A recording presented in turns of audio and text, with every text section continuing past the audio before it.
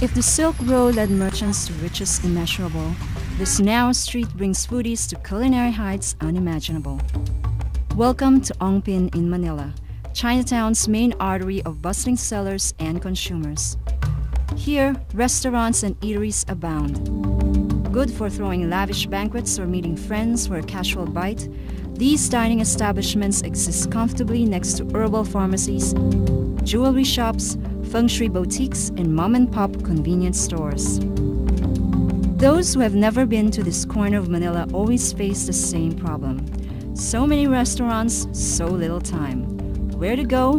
What to eat? For the locals who know Chinatown like the back of their hands, they invariably head off to a few select places for some serious chow time. One of them is Golden Fortune, located at the end of Gandara Street, a short but high-traffic road that branches off from Onpin. The restaurant's nondescript facade belies its recently renovated interiors, a polished contemporary Asian look with fabric-padded walls, streamlined bar, and modern lighting fixtures.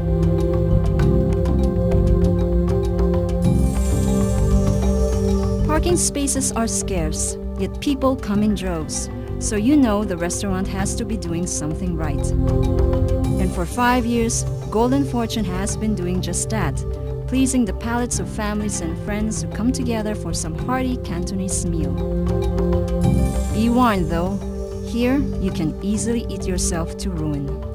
It's time for lunch, where you get to choose between two options. 1. Be seated and wait for your orders to arrive, or 2. Actively participate in catching your meal. By actively participating, you are obliged to squint at the rows of tanks lining one wall of the restaurant and point at the swimming, wiggling creatures you deem worthy enough to end up on your plate.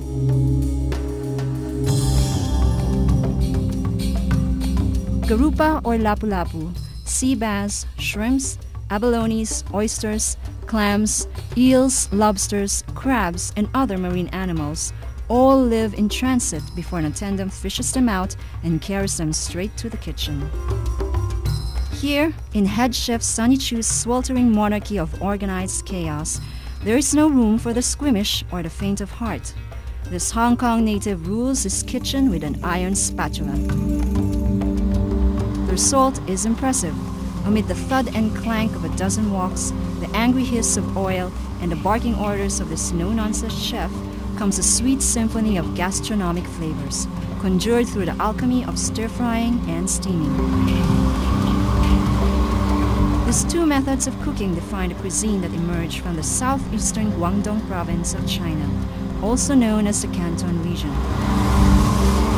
Stir-frying and steaming play up the freshness of seafood, pork, beef, or chicken, so don't expect heavy sauces and tongue-blistering curry or chilies. For the Cantonese, the more seasonings and spices there are in a dish, the less fresh the ingredients. And when it comes to seafood, you definitely want the freshest, such as this lucky fellow who's about to play the starring role in Chef Chu's version of crab rice. First, he deep fries the crab for 30 seconds, then drains it. Into the wok go the fragrant dried shrimps or heavy, sliced shiitake mushrooms, chopped spring onions, and the crab. He ladles in a broth made from pork and chicken bones, drizzles soy sauce, and sets it aside. In the same wok that's drenched with the essence of fried crab and shrimps, he stirs in more spring onions and mushrooms. Steamed rice is tossed and seasoned before adding the crab. Finally, the fragrant rice is carefully piled into a clay pot, topped with a glistening red crab shell and garnished with coriander. For just $11, you have an entire meal that can feed 3 to 4 hungry mouths. Other specialties include your choice of steamed fish, served with the restaurant's special sauce of minced mushrooms and garlic, and the most requested fried spare ribs. Tender chunks of meat are deep-fried to a crisp golden brown and given a quick stir in the wok to incorporate spices like mild chilies and garlic. For those who've sworn off meat, there's an entire section in the menu devoted to vegetarian dishes, not least of which is fried tofu dressed in a light scrumptious sauce.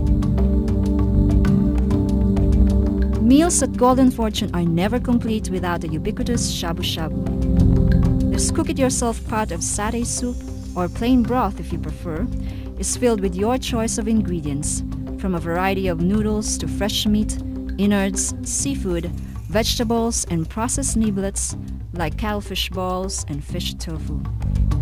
Shabu Shabu is a Japanese import that got its name from the swishing motion of chopsticks used to stir slices of beef in the bubbling cauldron. The best part, of course, is the soup, where the flavors of the ingredients meld with the peppery tang of satay. Requests for this laid-back dining experience peak between 9 p.m. to 1 a.m., when waiters rush to bring out more smokeless electric hot pot stoves to keep up with the growing crowd of regulars who know a good deal when they see it.